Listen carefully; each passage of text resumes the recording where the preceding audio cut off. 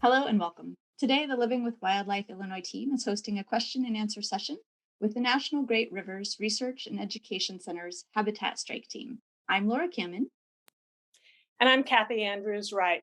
Today, joining us are Justin Shue, Scott Moss, and Lindsay Grigg, three individuals who are working with private landowners in southwestern Illinois to do some cost share habitat management programs there. So, we're going to kick this off with Justin. Justin, would you please give us a little bit of information about yourself? And then I'd like for you to then introduce one of your coworkers there. Hey, hello. My name is Justin Shue. I am the Conservation Program Manager for the National Great Rivers Research and Education Center. And also, just to clarify, we are a part of Lewis and Clark Community College. So we're this center within the college itself. So I know that can be kind of confusing. I've been at NGREC, our acronym, since 2016, April 2016. I am from the St. Louis area originally. I have a background in biology. I've gotten a bachelor's and a master's in biology, and I also got a doctorate in wildlife ecology from SIU Carbondale in Southern Illinois. Um, so yeah, I manage one of the teams I manage at NGREC is the Habitat Strike team. Um, and their main responsibility is originally to go out onto private lands. Now we're working on some public lands and actually restore some of the habitat, mostly for our stakeholders that are really interested in hunting. Um, and what's been nice about this position is that we mesh really closely with a program at Lewis and Clark. And I'll introduce Scott Moss, who's the director of the Restoration Ecology program at Lewis and Clark Community College, and who's also a professor there. So Scott, take it away.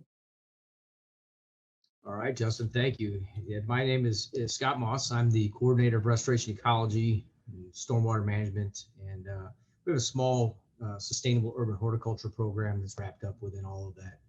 And obviously, I'm an associate professor up here at the college teaching in biology, but also teach most of the ecology and horticulture classes. Like Justin, I have degrees in biology, environment, ecology, and evolution, and then a master's degree from SIU Edwardsville. And I've been here at the college since 2009. The program itself that we created in 2000 went active in 2013. So we're now in our 8th year, and just now starting to sort of see this thing really manifest itself with some larger graduating classes and feeding a workforce that's hungry for these types of skills. And so with that, one of my students introduced is Lindsay Griggs, who is a graduate of the program and is the coordinator of the strike team. Like Scott Moss said, that my name is Lindsay Griggs. I'm a 2019 graduate of the Restoration Ecology program from Lewis and Clark Community College. I've been with NGREC, National Great River Research and Education Center, for 2 years now. Straight out of college, I came down here in May of 2019, and I started out as the junior. I moved my way to the senior, and I am now the coordinator of the strike team. Congratulations on that promotion. That was a quick move up. Probably Thank you. exciting work. It is Um, very. so we talked very briefly sort of about the history of the program, but Justin, would you give us an overview of the Habitat Strike team and a little bit more history about how it got started and some of the partners that you're currently working with? Okay.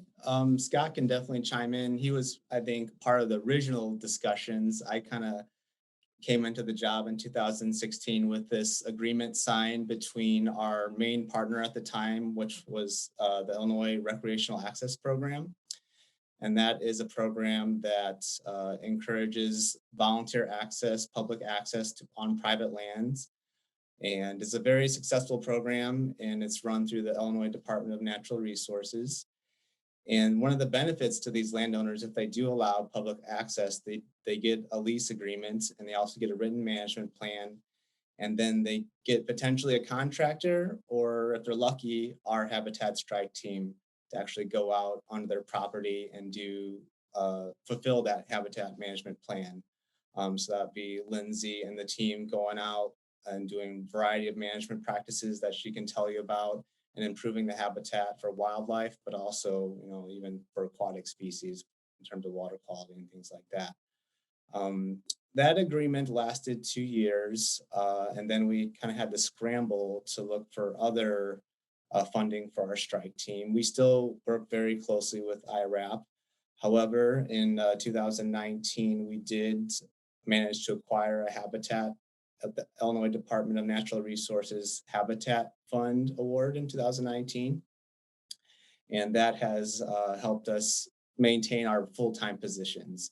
We also have some funding from the Illinois Department of Natural Heritage Division, and they provide funding for some of our more part-time staff, so our junior habitat strike team assistants, and also some of the student internships that we allow through Scott's program as well. And in 2020, we also acquired another Habitat Fund Award, so we should be going on for another 2 years. So those are main partners. I am forgetting one more, Great Rivers Land Trust, just up the road between Grafton and Alton, and they have a variety of properties that we're working on as well. So one of the main things recently with our newer funders is that we want to be working on, public lands as well. So they're working on Pere Marquette State Park sometimes, Copperhead Hollow Wildlife Management Area, Beaver Dam State Park, and also on some of the variety of nature preserves throughout the state. And Lindsay can tell you more about that as well. But Scott, you want to chime in on the kind of initial discussions that I wasn't a part of? Sure. This was a really great, it was an interesting opportunity that came up. And again, it was like a whirlwind because I took sort of full control of this program in 2013. And within that first year, we already had this opportunity to start up the strike team. So there were a lot of discussions between the land conservation specialists down at NGRAC and within our own biology department. And we really kind of sourced this out and kind of looked at what was being done elsewhere in the country and how to build a team like this. And there were some other models for it, but it kind of all came together pretty quickly. And before I knew it, we were sort of writing job descriptions and hiring a team down at National Great Rivers. So this was just, again, it's like so much of what's going on with this program. We were just in sort of the right place, the right time with the right skill sets and background to sort of take advantage of an opportunity. And we've continued to source this and build it bigger and have a bigger influence in the community around us since then. Laura and I are really intrigued with this program that is started at Lewis and Clark Community College because as wildlife biologists, we didn't have the opportunity to have such programs. And I think it's really valuable for so many students to have those skills today. It's translating into really an emerging field of restoration ecology. And what we'd like to know now is just give us a background about this program, how it got started, and what is really happening in the classroom and in the field with these students. Well, it's again, the right place, the right time, just the right confluence of all the particular interests in science and education and sustainability.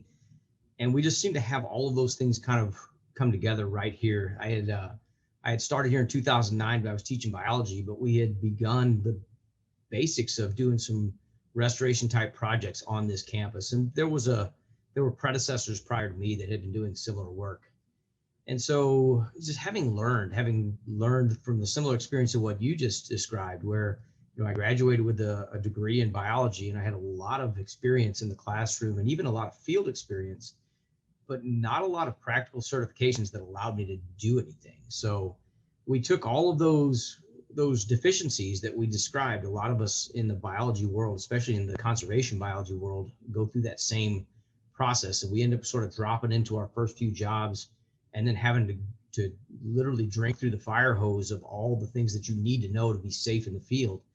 And so we took those things, we took those deficiencies and we built it into a curriculum that lasted for 2 years. And then sort of also recognizing, with the strike team availability and with the Illinois Department of Natural Resources, always sort of looking for those skilled maintenance people who could do the stewardship work. It just developed into a program that is now really very targeted to a workforce that seems to have a it's not a huge demand, but it's enough demand that our people are well placed when they get through this program. And so we just gave them the things we didn't have when we graduated with our degrees. And I think what speaks to the strength of the program is students like Lindsay, who come out with a 2-year associate's degree, get right to work, and then are out competing on job for job interviews, out competing people with much higher degree levels, and they're getting the work done. They're getting the work done really well. And so that's what we feel like we've built, and that's what we keep continuing to sort of develop and make better. Yes, there's definitely a difference between the book knowledge and the on the ground, boots on the ground, knowing how to get things done. So, Lindsay, as the Habitat Strike Team coordinator, you probably have a pretty unique perspective on participating in this program. So, we'd love to hear about that. And I think also our viewers would love to kind of get down into the nitty gritty of what are some of the management practices that you guys are out there doing on a daily or weekly basis. The Restoration Ecology program is a really good program especially for hands-on learners. I went through all the biology and everything to get the associate's degree, but I learned everything. Not everything, but most of what I learned was in the field, and was out there looking at the flowers, not looking at them in a book, but actually physically, looking at the native plants and the landscape, and like you said, boots on the ground. The program itself, the way that it's designed to give you the certifications that you need to just get right directly out in the field, is great. The opportunity to still be able to obtain and get more certifications throughout the process while working with NGREC has been great too, because it's always pushing for further education. So we implement the research work. That's what we are. We are the implementers as the strike team. We do everything from prescribed fire. We do TSI timber stand improvement. We do foliar sprays. We do prairie plantings. We do tree plantings, and all of it is, there's a management plan for every property, and all of it is directed towards that property. And sometimes specifically what the property owner's looking for, whether it's rabbit habitat, quail habitat, deer, white-tailed deer habitat, and other times it's just to get a more diverse group of a more diverse environment in their woodlands and in their prairies. The way we work is we work seasonally. So our summer months are usually our foliar spray months. We do a lot of boom spraying, a lot of edge spraying to knock back invasive species like honeysuckle and autumn olive. And then in the summer, and then in the fall months, we do more prescribed burns, and we do more of the TSI, like the cut stump, the basal barking. We do girdling of trees to promote and enhance the quality of the beneficial trees that we'd like to see, like the oaks and the hickories, the mass producing trees for the wildlife. The prairie plantings come in a lot of times. Farmers or these private landowners, they have open fields that are not in production and never been in production, and they're just fescue grass. And then other times they got like old cornfields and bean fields, and we go in and we do frost seeding, and we do drill seeding on those too.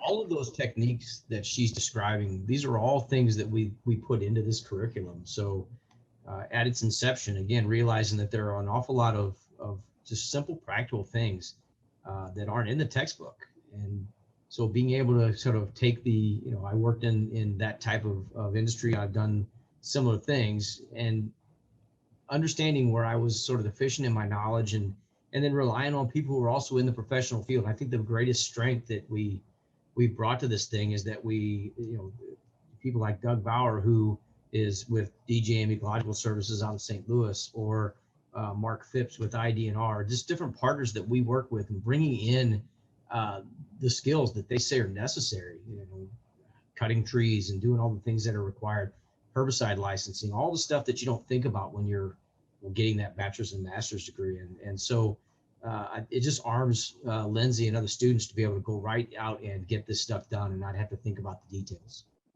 Yeah, I would echo what Scott's saying.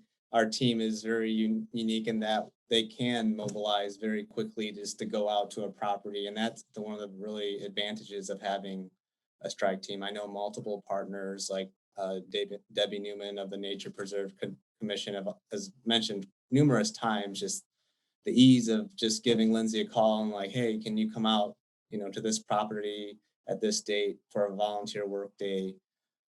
So that's been a very, advantage for our partners to utilize this that way. Lindsay, could you maybe talk about some of the invasive species that you treat most commonly? And We mainly, in this area, what we're battling mainly is bush honeysuckle, Japanese honeysuckle, winter creeper.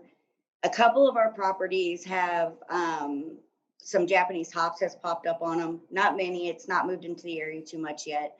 And then we're also got a new one that's kind of encroaching in, and that's the wineberry. We've noticed that even up at one of our main nature preserves, the Palisades that we work closely with. And I mean, that's what the prescribed fires for in the boiler spray in the fall, like when everything else is dormant that's native in the area, we'll go out with a boom sprayer, and that way we can target that winter creeper and that Japanese honeysuckle, because everything else, around it is dormant, and we hope is secure to be sprayed with the glyphosate. The TSI, like the cut stump, we go out. So certain properties we'll just do complete clearing. Like we'll cut them, spray them, and pile up the honeysuckle. And we actually use the honeysuckle as a habitat on a lot of properties for rabbits and quail out in the woods. And then other properties, we just do simply, we foliar spray them. We go out, no matter how big the bush is, we spray it down with glyphosate and kill it in spot and leave it standing. yeah, just to clarify, you're talking about the dead honeysuckle. The dead honeysuckle. Yes, Yeah, that's we just leave the what dead honeysuckle let's standing, clarify that not for the the live. listeners. I do have a follow-up question. You mentioned that this work is based on habitat management plans. Are you guys writing those habitat management plans? Or we don't particularly write them. We have went out with the district biologist before, like Mark Phipps, for instance, and helped write plans and go over properties. The past IRAP coordinator, Ross Albert, we did a lot of management plans with him, but we do not particularly write them. But you guys are making decisions there like on the spot in the field, Yes, choosing what trees to drop and, yeah. absolutely. So the management plans are so generic. They really are. I mean, that's where we come in with the restoration ecology degree and knowing what we know about our native plants and trees and what's supposed to be there and what's not supposed to be there. And I'm sure that because the strike team is out on the ground day in and day out, that you are serving as the eyes and ears for other biologists, especially when it comes to emerging new invasive species. Can you speak to that? Yeah, so that's kind of like how we come across like the Japanese hops. It's slowly, I mean, we have it on 3 properties, and not even to the biologists themselves, but to the property owners. Uh, the average person, property owner, does not know anything about most or at least half of the invasives that we have. Same with the wineberry. The wineberry was found on, boots on the ground. We were doing our walkthrough to see if honeysuckle was viable to be aerial sprayed or not, and that's how we came across the wineberry. So yeah, we as a team, we are out there, and when we are out there, we're always looking for um, something that does not belong. And if we don't know what it is, we definitely bring it to the biologist's attention. Okay, so we've talked a lot about what the program is doing, what the Habitat Strike Team is doing, but it's not a statewide program. It covers a specific geographic region. So perhaps, Justin, you could describe the area that this strike team is covering and mention the fact that you're not alone. There's other strike team out there. And then also, how do people get in contact with you if they're interested in participating in this program, if they're in your region? So the loose kind of boundary for our Habitat Strike Team, we always say it's a 90-mile radius in Illinois from our East Alton Field Station at NGREC. That being said, I do know Lindsay and the team have driven up to help in other spots in Illinois. Um, if you drive, more than 2 hours, it gets to be a point where should you spend an overnight to do some work, which is not out of the realm of possibility. But in general, a 90-mile radius from our East Alton Field Station. I do know there is another strike team, the Northern Strike Team. I don't know if they have a specific name, but they are affiliated with Pheasants Forever. And I do know Lindsay and the team has gone up to help them on occasion, and I think they have come down to help us as well. Um, and so I know their team is also very focused on IRAP properties, just like we are. Although I think we have a little bit more flexibility in the properties that we work on. If landowners, particularly private landowners, are interested in the IRAP program, Dalton Kearns is the new IRAP coordinator for Southern Illinois. Dalton actually used to be a land conservation specialist from NGREC. We have that happen a bit, so I think we're training people pretty well, I guess, at NGREC. So, and Tony. Lindsay, you can help me. Tony Kloflenberg, is he the Northern Illinois IRAP coordinator? Yes. Yep. So if someone is interested in reaching out to the program, what's the best avenue to do so? Well, if they're interested in our strike team and just learning more about it, myself is probably the best person to contact. I'll probably put the question on someone else, but also for of course, students or anyone interested in the restoration ecology program at Lewis and Clark. Of course, Scott Moss would be the person to contact. Okay, Scott. So with that segue, let's get some information from you on how an interested person can learn more about the restoration ecology program at Lewis and Clark Community College. Sure. The easiest way is to go onto our website, www.lc.edu. And there's a button tab right front and center when you enter the web page that will be for interested students or prospective students. There is a distribution system right out of that where they can kind of submit their information and things that they're interested in. All the information on all of the programs we offer, not just mine, but all the different educational opportunities that are here at Lewis and Clark. And then as a general rule, once they submit that information will go out to a couple of different recruiting specialists. We have one specific recruiting specialist, but there's sort of a distribution group through career specialists that will then forward their information. They collect that information. They will send that information directly to me, name, telephone number, email, all that information. And I generally will either email or call that prospective student back and I'll go through a quick question and answer session. What do they want to be when they grow up? What they want to do with their careers, and then we try to find the right fit for them. Whether it's coming in and doing a certificate, or whether it's the associates in arts and science and restoration ecology, or maybe they want to go on to a bachelor's degree, and I help find them a pathway forward so they can get the practical information and the textbook information and join the workforce with us somewhere down the line. That's excellent.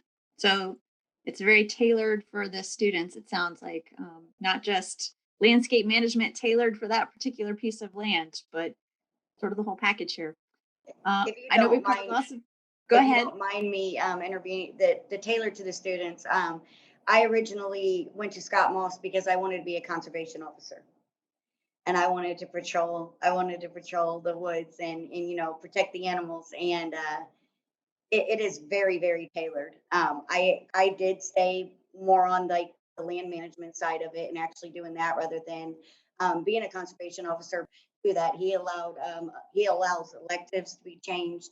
I put mine all towards criminal justice, so my electives were criminal justice, and my degree is restoration ecology.